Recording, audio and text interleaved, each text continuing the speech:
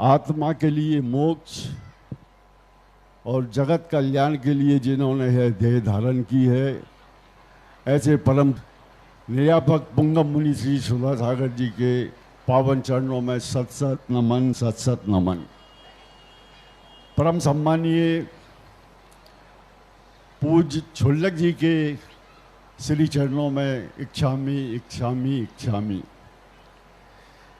मुनि श्री, स्थापना दिवस के 13 तारीख में आपने कहा था कि अशोकनगर हमेशा इतिहास रचता रहा है, और यह सत्य भी है। सप्त गजत अशोकनगर में पहली बार आपके आशीर्वाद से निकले।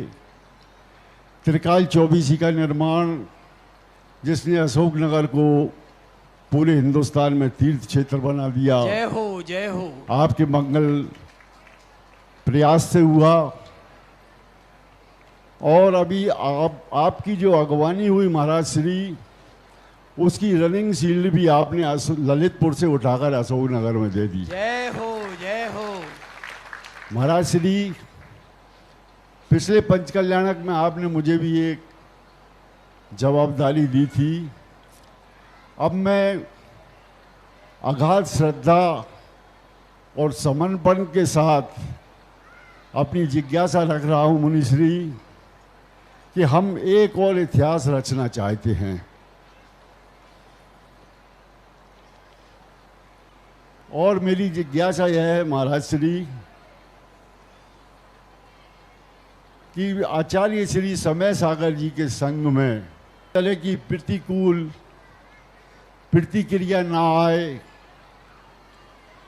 तो हम सभी मध्य प्रदेश, राजस्थान, उत्तर प्रदेश, दिल्ली सहित हिंदुस्तान के लाखों श्रद्धालुओं की है पावन इच्छा है कि मुनि श्री, आपका स्थापना दिवस पुंगव मुनि श्री सुधा सागर जी के रूप में हुआ था, तो आपकी निष्ठापना आचार्य श्री सुधा सागर जी के रूप में संपन्न हो।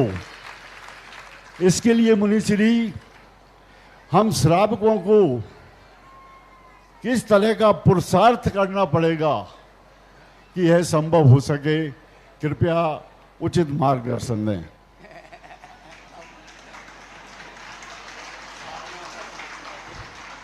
सुभाष जी वकील साहब को बहुत साल पहले इनके मामा जी, नाना जी कौन थे, शिखर चंद जी कौन थे, मामा जी, वो सुभाष जी को मेरे पास लाए थे पहली बार, जब यहीं सबसे पहली बार आए। उन्होंने कहा था, महाराज जी,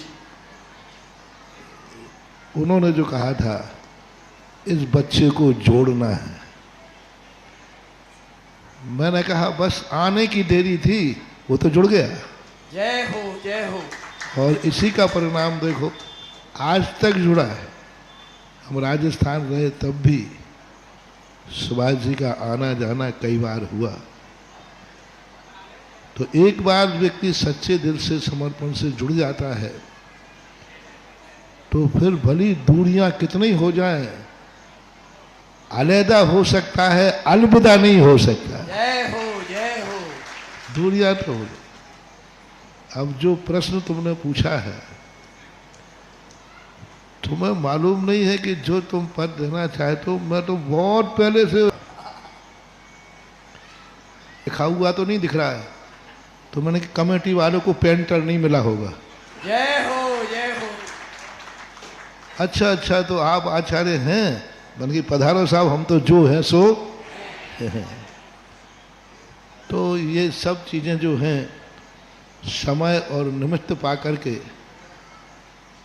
सब कुछ अपने आप होता है। इसके लिए प्लानिंग नहीं बनाई जाती, इसके लिए सोचा नहीं जाता। ये सब अनायास और ऐसे हो जाते हैं कि इसके लिए एक अपने आप में कोई निमित्त बनता है। और वो निमित्त हमारे पूज्य आचार्य महाराज ने एक मुनि महाराज के पास दीक्षा ली थी। सुभाष जी, आचार्य विद्यासागर महाराज ने एक मुनि महाराज के पास दीक्षा ली थी। उस समय ज्ञान सागर महाराज आचार्य नहीं थे। उन्होंने कभी नहीं सोचा था कि मैं आचार्य बनूंगा, क्योंकि गुरु ही जब आचार्य नहीं है, गुरु ही जब मुनि महाराज हैं, तो शिष्य को आचार्य कैसे बनेंगे।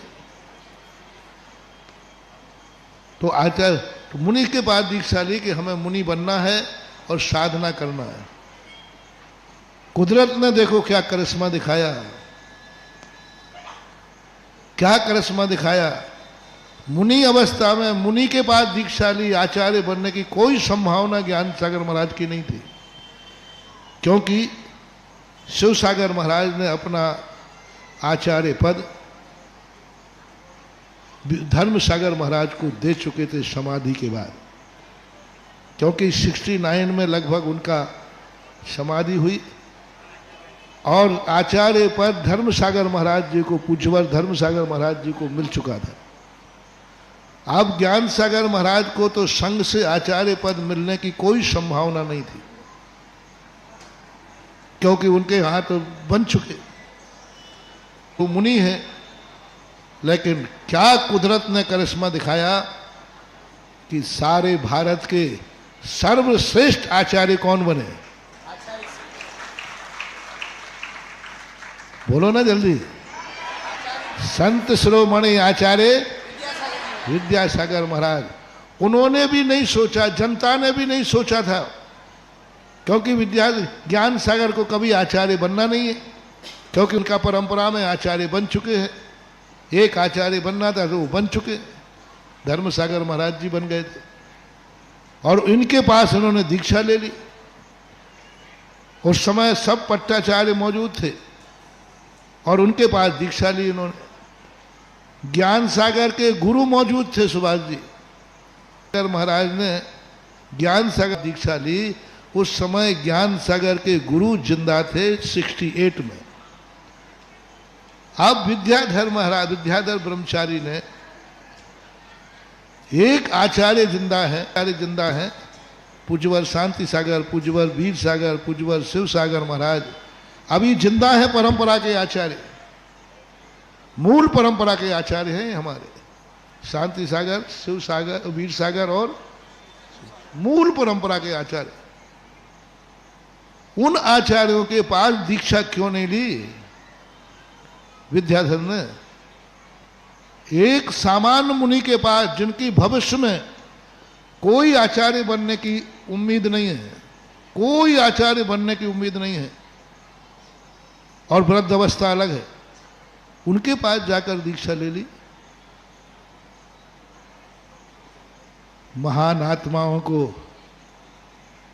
कुर्सी पर नंबर नहीं डाला जाता, जिस कुर्सी पर बैठ जाते वही नंबर 1 हो जाता है। उनके लिए कोई प्लानिंग नहीं थी। आचार्य श्री ने खुद नहीं सोचा था कि कभी मैं आचार्य बनूंगा। ज्ञान सागर महाराज ने नहीं सोचा था कि मैं आचार्य बनूंगा और मेरा शिष्य पट्ट शिष्य बनेगा। लेकिन क्या कुदरत ने लाके रख दिया, क्या कुदरत ने रखा कि आचार्य श्री मुनि बने थे। जीवन भर का यही था, लेकिन कुदरत ने, इसलिए महान आत्माएं, मैंने कहा था कोई आसन नहीं होती, वो जहां बैठ जाता है वही सिंहासन हो जाता है। जय हो। इसलिए हमारे आचार्य ज्ञान विद्यासागर महाराज का भी ऐसे ही कुदरत ने सब कुछ किया। ना कोई प्लानिंग बनाई गई, ना कोई उन्होंने बताया, ना जनता ने कहा। जब ऐसा हुआ तो बस वही कुदरती परंपरा क्या करेगी ये भविष्य बताएगा, मैं नहीं बता सकता। जय हो, जय। और ये सुभाष जी वकील साहब की भावना नहीं है, ये जन जन की भावना है जो भक्त एक रख रहे थे। मुनि श्री, तो हम अशोकनगर के जितने भी श्रावक हैं आज से यही पुरुषार्थ करेंगे और प्रभु से यही कामना करेंगे कि अशोकनगर में ऐसा निमित्त बने कि आपकी विदा हम आचार्य सुधा सागर के रूप में करें। जय हो, जय हो, जय हो। महाराज श्री, एक और छोटा सा मेरी जिज्ञासा नहीं अनुरोध है कि हम सब सीनियर सिटीजन और जिनके लगभग घुटने खराब भी हो गए हैं और भैया वृत्ति करना चाहते हैं तो 64 सीढ़ी चढ़कर आपके चरण वंदना नहीं हो पाती। तो मेरा अनुरोध है कि प्रारंभ के 10-5 मिनट आप जिस कक्ष में रुके हैं उसी कक्ष में सीनियर सिटीजन के लिए अवसर प्रदान करने की कृपा करें।